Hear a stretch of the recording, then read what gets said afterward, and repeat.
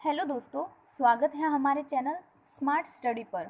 आज के वीडियो में हम बात करेंगे रक्त ब्लड, जो कि बहुत ही कॉमन टॉपिक है और हर एग्ज़ाम में, हर गवर्नमेंट एग्ज़ाम में इससे रिलेटेड जो है क्वेश्चन पूछे जाते हैं और इसके साथ साथ में क्लास 11 के सिलेबस से भी क्या है ये रिलेटेड है।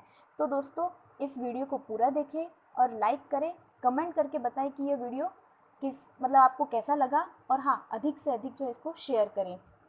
तो चलिए दोस्तों स्टार्ट करते हैं। रक्त ब्लड, रुधिर जो है, इसको रुधिर भी बोलते हैं ना। तो रुधिर जो है एक परिसंचारी तरल उत्तक है। देखो इस लाइन का मतलब जो है वो है कि रुधिर एक परिसंचारी तरल उत्तक है। मतलब कि परिसंचारी का अर्थ होता है गतिशील, यानी कि एक जगह से दूसरी जगह पर जाने वाला, है ना। और तरल, तरल तो आपको वैसे पता ही होगा। उत्तक, उत्तक का मतलब होता है कोशिकाओं का समूह, ठीक है। तो रुधिर जो है एक परिसंचारी तरल उत्तक है, मतलब कि यह जो है गतिशील तरल और कोशिकाओं के समूह होता है, क्या, रक्त, ठीक है। जो रुधिर वाहिनियों एवं हृदय में होकर पूर्ण शरीर में निरंतर परिक्रमा करके पदार्थों का स्थानांतरण करता है। ये क्या करता है, पूरे शरीर में आपके परिक्रमा करता है, यानी कि एक जगह से दूसरी जगह पे जाता है और क्या करता है, आवश्यक पदार्थों और उत्सर्जित पदार्थों का क्या करता है, स्थानांतरण करता है, ठीक। अब इसकी विशेषताएं देखते हैं। मनुष्य में जो है 5 लीटर जो है क्या होता है, रुधिर पाया जाता है, नॉर्मल सी बात है। और पूरे शरीर का जो कितना प्रतिशत भाग, 7 से 8% भाग बनाता है, ठीक। दूसरा पॉइंट, पानी से लगभग 5 गुना अधिक विष्काशी होता है। मतलब कि पानी जो है वो क्या है, तनु है, और ये क्या होगा, उससे 5 गुना अधिक जो है वो क्या होगा, गाढ़ा होगा। गाढ़ा का मतलब जैसे तेल है, कैसे होता है तेल, विस्कासी, है ना। उसी तरह से आपके क्या होगा, ब्लड होगा, कितने गुना, 5 गुना विस्कासी होगा। इसकी प्रकृति जो है वो क्षारीय है, किसकी, रक्त की। रक्त की प्रकृति क्षारीय है, इसका मतलब इसका पीएच कितना है, 7.4। पीएच जो है वो कितना है, 7.4। और स्वाद में जो है ये क्या है, नमकीन होता है, ठीक है। रक्त जो है वो बना होता है 2 पदार्थों से, प्लाज्मा और रक्ताणु। यानी कि रक्त के 2 भाग हैं, एक तो है प्लाज्मा और रक्ताणु। इन दोनों से मिलके आपके क्या बनता है, रक्त बनता है। इन दोनों के कंपोजिशन को क्या बोलते हैं अपन, रक्त बोलते हैं।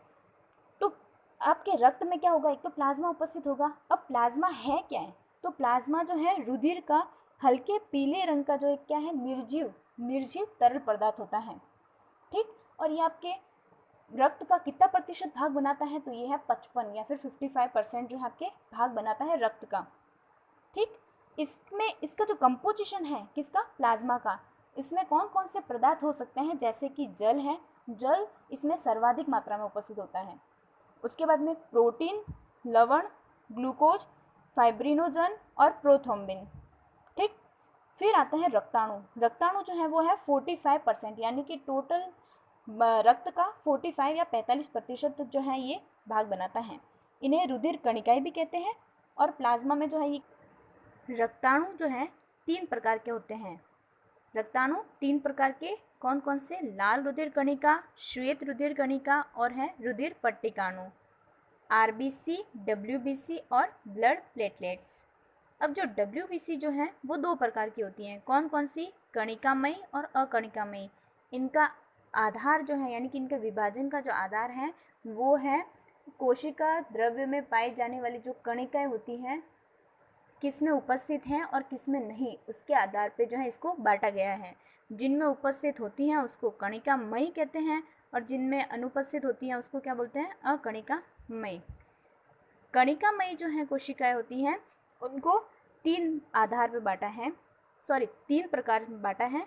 उसका आधार जो है बांटने का वो है अभिरंजन, डाई, ठीक है, यानी कि उसको जो है रंगना, कलर करना, है ना। उसके आधार पर जो है वो 3 प्रकार की है। सबसे पहली है एसिडोफिल्स या इओसिनोफिल्स, दूसरी बेसोफिल्स, तीसरी है न्यूट्रोफिल्स।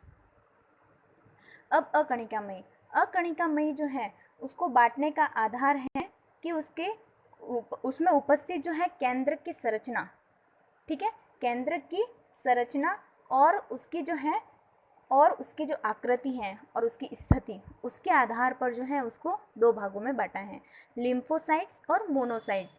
यानी कि इसमें लिम्फोसाइट की कोशिकाएं पाई जाएगी और मोनोसाइट की कोशिकाएं पाई जाएगी।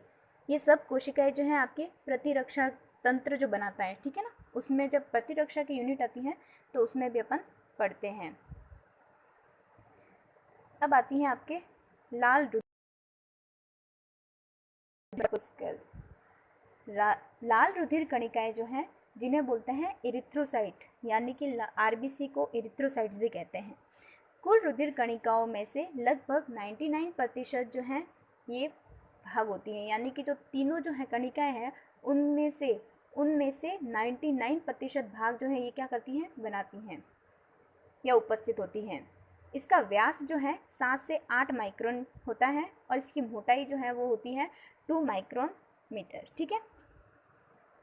आकार डिस्क रूपी, उभयावतल व केंद्रक रहित होता है, यानी कि आरबीसी कोशिकाएं जो होती हैं या आरबीसी होती हैं वो क्या होती है, केंद्रक रहित होती हैं। इसकी सतह जो है वो क्या होती है, उभयावतल। उभयावतल का अर्थ होता है कि इस दोनों तरफ जो है, दोनों सतहों पर क्या होता है, अवतल, ठीक है। और एक डिस्क रूपी, यानी कि डिस्क के समान जो है इसकी आकृति होती है।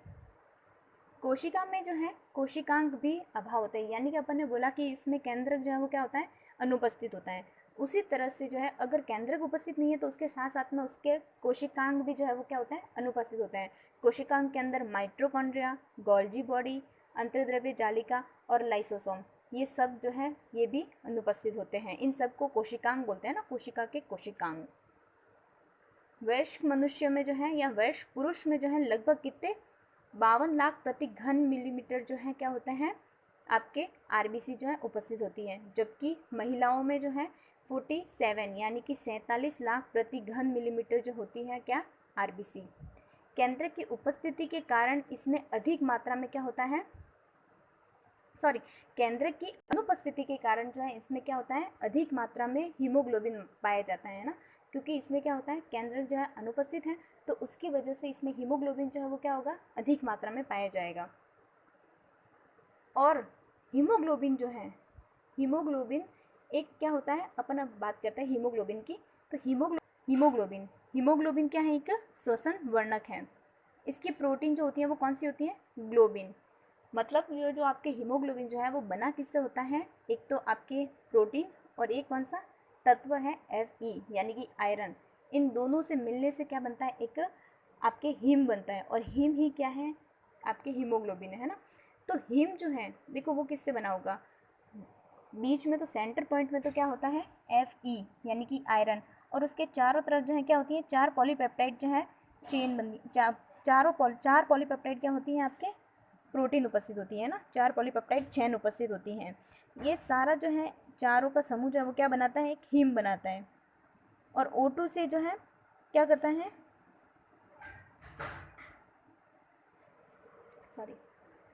हीमोग्लोबिन एक श्वसन वर्णक है, जो कि सेंटर पॉइंट में उसका क्या होता है, आयरन, हीमोग्लोबिन जो है श्वसन वर्णक है। दूसरा, इसकी जो प्रोटीन होती है वो कौन सी होती है, ग्लोबिन। यानी कि जब इसकी हीमोग्लोबिन की संरचना देखते हैं तो उसमें मध्य में तो क्या होता है, आयरन होता है, और उसके चारों तरफ जो है क्या होता है, पॉलीपेप्टाइड चेन होती है। और ये चारों पॉलीपेप्टाइड चेन जो है वो कौन सी प्रोटीन कहलाएगी, ग्लोबिन प्रोटीन कहलाएगी। और ये पूरी संरचना जो है मिलके क्या बनाएगा, एक हीम बनाएगा, ठीक है। और आपके हीम, जब ये हीम जो बनता है उसी के कारण आपके हीमोग्लोबिन का जो कलर जो है वो क्या होता है, लाल होता है ना, ठीक, ओके। फिर आता है O2 से संयोग कर ऑक्सी हीमोग्लोबिन बनाता है। मतलब कि हीमोग्लोबिन जो है आपके क्या कर सकता है, ऑक्सीजन के साथ में जो है बंध बनाता है, और या फिर संयोग करके क्या बनता है, ऑक्सी हीमोग्लोबिन बनाता है। इसके साथ साथ में आप ये भी ध्यान रखना कि ये क्या करता है, CO2 तथा CO यानी कि कार्बन मोनोऑक्साइड के साथ में भी क्या कर सकता है, बंध बना सकता है। स्वस्थ मनुष्य में जो है इसकी मात्रा होती है 15 ग्राम प्रति डेसीलीटर, ओके। अब बात करते हैं वापस, आरबीसी का जो निर्माण है वो कहाँ पे होता है, यकृत, प्लीहा और थाइमस में। कब होगा, जब भ्रूणावस्था होगी तब। भ्रूणावस्था के टाइम में जो है आरबीसी का निर्माण होता है यकृत, प्लीहा और थाइमस में। लेकिन अपने अंदर यानी कि वयस्क मनुष्य के अंदर जो है वो कब कहाँ पे होता है आरबीसी का निर्माण, तो वो होता है लाल अस्थि मज्जा यानी कि रेड बोन मेरो में जो है आपके निर्माण होता है, किसका, आरबीसी का। इसका जीवन काल देखें नॉर्मली तो कितना होता है 120 दिन का।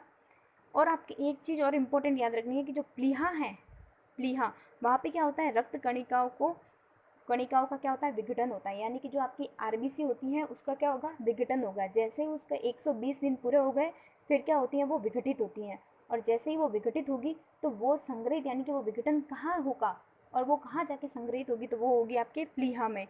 इसलिए ही इसे क्या कहते हैं, रक्त कणिकाओं का कब्रिस्तान कहते हैं, है ना। जितनी भी रक्त कणिकाएं जो हैं वो जो है कहाँ पे, उसका जो है कहाँ पे जाके वो मतलब विघटित होगी, तो वो प्लीहा में। ठीक है। इसके बाद लास्ट पॉइंट आता है आरबीसी। आरबीसी के कार्य। तो आरबीसी के कार्य कौन कौन से हैं, आरबीसी के कार्य जो है वो क्या है, O2 को फेफड़ों से उत्तकों तक पहुंचाना और उत्तक से जो है वो कोशिकाओं में पहुंच जाएंगे। ठीक है।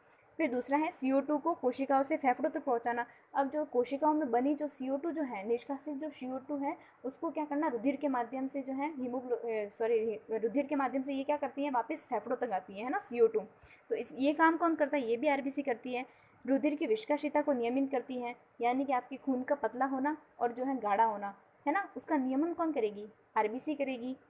एक है पीएच का नियमन, यानी कि आपके रुधिर का जो पीएच का नियमन जो है वो भी कौन करेगी, आरबीसी करेगी। ठीक है। तो ये आपके यहाँ तक दोस्तों जो है आरबीसी का जो है आपके टॉपिक कंप्लीट हो गया। अब आगे जो है अपन WBC जो है वो देखेंगे।